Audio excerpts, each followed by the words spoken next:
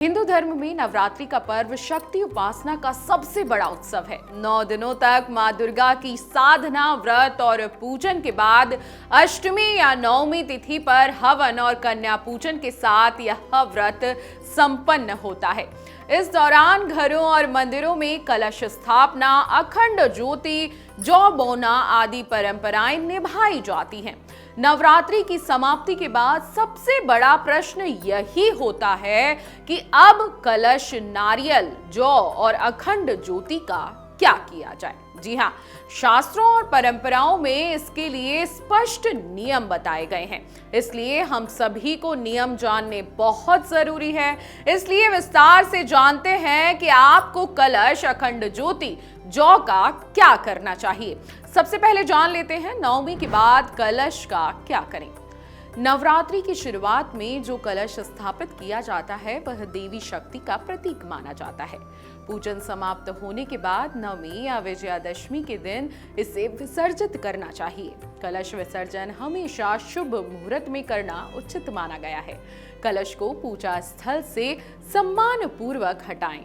इसमें रखा जल या तो घर में पवित्रता हेतु छिड़क दें या किसी नदी, तालाब अथवा जल स्रोत में विसर्जित कर दें। यदि जल पास के पेड़ पौधों की जड़ों में अर्पित किया जाए तो भी यह शुभ फलदायी माना जाता है। अब चलिए जान लेते हैं कि कलश पर रखे नारियल का क्या करना है। आपको बता दें कि कलश के ऊपर रखा नारियल मंगल फल माना गया है। इसे अत्यंत पवित्र और शक्तिशाली मानते हैं। नारियल को फोड़कर घर के सभी सदस्यों को प्रसाद के रूप में वितरित कर दें। इसे लाल कपड़े में बांधकर घर की तिजोरी, मंदिर या धान्य स्थान पर भी रखा जा सकता है। इससे समृद्धि का आशीर्वाद मिलता है। कुछ लोग इसे नदी या जल में भी प्रवाहित कर देते हैं। जो भी परंपरा घर में प्रचलित हो उसका पालन करें और उसी से आपको नारियल का क्या करना है सोच लें।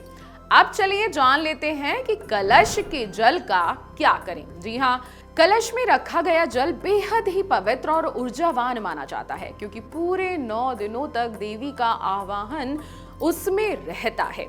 इस जल को घर के कोने में छिड़कना शुभ होता है। इससे नकारात्मक ऊर्जा समाप्त होती है और घर में शुद्धता आती है। इसे पीपल, नीम, बरगद जैसे पूजनीय वृक्षों में भी अर्पित किया जा सकता है। इससे श्रेष्ठ फल मिलता है। आप चाहें तो इसे घर के पौधे की जड़ों में डालकर भी पुण्य अर्जित कर सकते हैं। चलिए अब जान लेते हैं कि अखंड ज्योति का क्या करना चाहिए। जी हाँ, नवरात्रि में अखंड ज्योति जलाने का विशेष महत्व बताया जाता है। इसे सीधे फूंक मारकर या हाथ से बुझाना अशुभ माना जाता है। पूजन समाप्ति के बाद अखंड ज्योति की बत्ती को सावधानी से निकालें और अलग रख दें। दीपक में बचे हुए तेल को पुनः पूजन कार्यों में उपयोग करें, क्योंकि इसे अत्यंत पवित्र माना जाता है। ध्यान रखें, अखंड ज्योति के दीपक को घर के कचरे में न फेंकें, बल्कि इसे हमेशा सम्मान पूर्वक संभालें।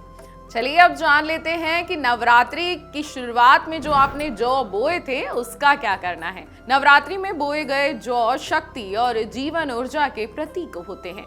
इन जौ की वृद्धि को देखकर लोग अपने वर्ष भर के सुख संपन्नता के संकेत मानते हैं। जौ को किसी पवित्र नदी या जल स्रोत में प्रवाहित कर सकते हैं। यदि संभव है तो इन्हें किसी पीपल या बरगद के पेड़ की जड़ में डाल दें। ग्रामीण परंपराओं में इन्हें पशु पक्षियों को भी खिला दिया जाता है। यह बेहद पुण्यकारी माना जाता है।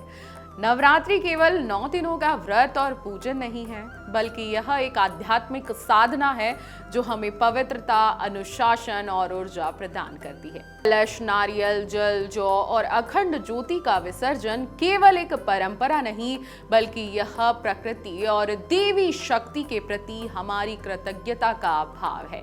जब हम इन्हें सम्मान पूर्वक विसर्जित करते हैं तो हमारे जीवन में नई सकारात्मक ऊर्जा का संचार होता है और घर परिवार में सुख, समृद्धि और शांति बनी रहती है। अगर आप ये वीडियो YouTube पर देख रहे हैं तो हमारे चैनल को सब्सक्राइब कर बेल आइकन दबाएं और Facebook पर देख रहे हैं तो हमारे पेज को लाइक करें। 8 मिलियन प्लस सब्सक्राइबर, आपके इस भरोसे के लिए बहुत धन्यवाद।